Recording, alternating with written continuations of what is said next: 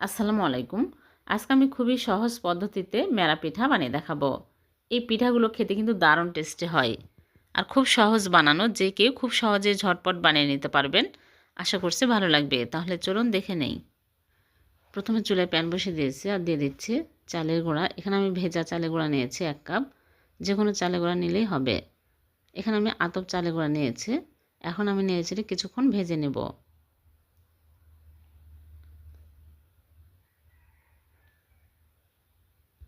ভালো করে ভেজে নিতে হবে। এখন আমি চুলা থেকে নামিয়ে আমি একটা বাটিতে এক সাইডে রেখে দিলাম। এদিকে চুলে আবারও প্যান বসিয়ে দিয়ে দিচ্ছি লিকুইড দুধ 1 কাপ, স্বাদ মতো লবণ, এলাচি গুঁড়া সামান্য পরিমাণে।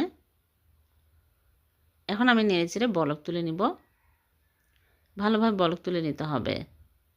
তারপরে চুলাটা আমি অফ করে দিব। দিয়ে এখানে চালের গুঁড়া ভাজা দিয়ে দিচ্ছি। ঢেকে রাখবো 5 মিনিট। চুলা অফ করে 5 মিনিট ঢেকে রাখতে হবে। 5 মিনিট পর ভালো করে নেড়েচেড়ে নেব। তাহলে ভালোভাবে সিদ্ধ হয়ে যাবে আর দলা পেকে থাকবে না। ভালো করে নেড়েচেড়ে শক্ত টাইট করে নেব।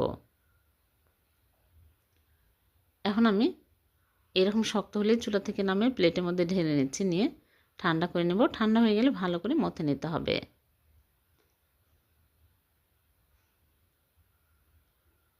হাতে ঘি লাগিয়ে মথে নিয়েছে। এখন আমি অল্প অল্প করে নিয়ে আমি এখানে ভিতরে পুর আগে বানিয়ে রেখেছি 1 কাপ নারকেল কোড়া, খেজুরের গুড় আর এলাচি দিয়ে আমি নেড়েচেড়ে ভিতরে পুর রেডি করেছি। এখন আমি এইরকম করে ভিতরে পুর দিয়ে মুখটা আটকে নেব। নিয়ে গোল করে তারপরে মেরা পিঠার শেপ দিয়ে নিচ্ছে।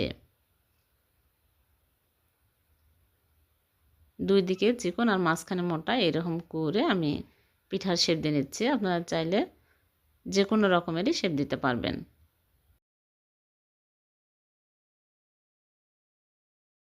ভিতরে পুরো সবাই বানাতে পারে, এজন্য দেখালাম না, আপনারা বানিয়ে নেবেন। এরকম করে সবগুলো বানিয়ে নেব। এই পিঠাগুলো খেতে কিন্তু দারুণ টেস্টি হয়। খুবই সহজ, যে কেউ খুব সহজে এই পিঠাগুলো বানিয়ে নিতে পারবেন।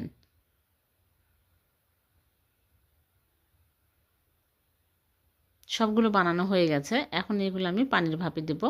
আগে থেকে পানি ফুটিয়ে নিয়েছি। এখন আমি একটা স্ট্রেনার বসিয়ে স্ট্রেনারের উপরে পিঠাগুলো একটা একটা করে বসিয়ে দিচ্ছি। দিয়ে ঢেকে জাল করব 10 মিনিট।